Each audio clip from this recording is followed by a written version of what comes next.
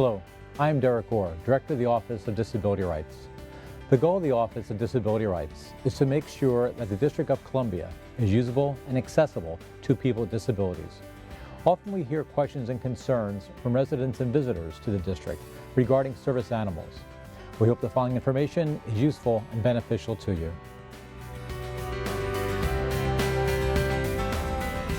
Title II of the Americans with Disabilities Act defines a service animal as any dog that can do work or perform tasks for the benefit of a person with a disability. Any person with any type of disability, physical, sensory, intellectual, mental, or psychiatric, may have a service dog. The work that the dog does must be related to the person's disability in some way. Dogs that serve as companions or support a person's general well-being are not covered as service dogs under the law because they cannot perform specific tasks or work.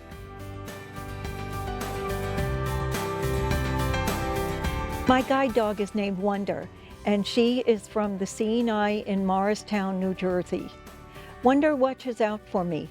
She sees obstacles and goes around them. She can speed up or slow down on command. She understands left, right, forward, and will rest at my feet when not guiding. One important thing that I should mention is that guide dogs should never be talked to, petted, or fed when they are working. Resist the urge to play with a guide dog when you see it wearing its harness.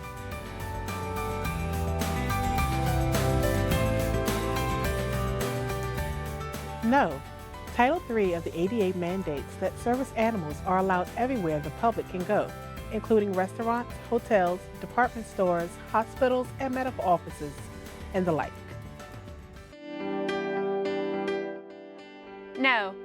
According to the Fair Housing Act, a landlord must allow a person who has a service dog to rent, even if the service dog is a restricted breed, unless the landlord can prove that letting the person to rent would be too costly, would cost the landlord to lose insurance on the rented space, or would pose a direct threat to others living in the space.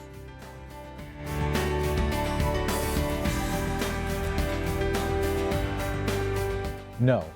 According to Title I of the ADA, a person who has a service dog must request to bring their service dog to work as a form of reasonable accommodation and let the employer know how having the service dog at work would help them perform the essential functions of their job.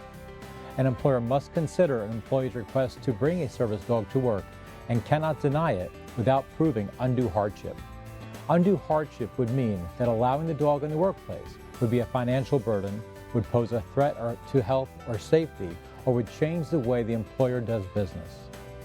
If letting the dog into the workplace causes an undue hardship, the employer and the employee must work together to find another way to successfully address the employee's accommodation needs.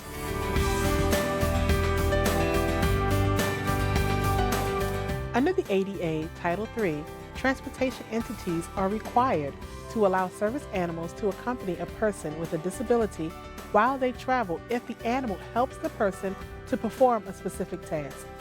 However, the transportation regulations do not dictate that a service animal has to be a dog. Therefore, a person should be aware that if they travel with a service animal other than a dog, the animal may not be allowed in businesses, restaurants, or other public places they visit. A service animal is any dog that can do work, perform tasks for the benefit of a person with any type of disability. A guide dog is a dog that can perform tasks or assist a person who's blind or who has low vision with navigation. A therapy dog, sometimes referred to as a comfort animal, provides emotional support and companionship to people with and without disabilities. Service dogs and guide dogs are not therapy dogs, are usually the pets of their handlers. There's not a specific certification program for service dogs, but guide dogs will normally have graduated from guide dog specific schools.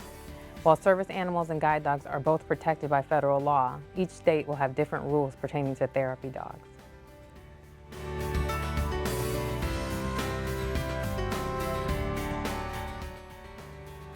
My husband Ken suffered a stroke last year, and so our dog Pink has been very good for him in terms of helping with his recovery. She gets him out walking every day so he can practice walking. Because of the responsibility of taking care of her, that kind of helps him readjust to life at home again. and getting used to doing things for both himself and for her. She also helps with his speech. His speech is affected by the stroke, so he has difficulty expressing himself. And so she's kind of a non-judgmental ear that he can practice his speech, whether he's trying to speak on his own or whether he's using the technology that's available. So overall, she's been really great companionship for him. She's very protective. When he goes outside, she watches out for him when he's leaving to go to therapy and he's getting on Metro Access without her. She stands watch to make sure that he gets on the bus safely, and she's always there to greet him when he comes home. Probably the best thing I've seen in my life is the greeting that they give each other when they're apart for more than 5 minutes. So, she's wonderful.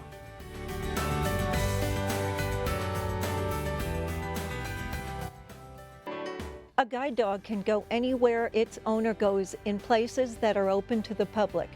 I can take a bus, a train, an airplane, and a taxi cab with my guide dog. I can enter restaurants and I can go shopping with her. I cannot be denied housing or a job because I use a guide dog.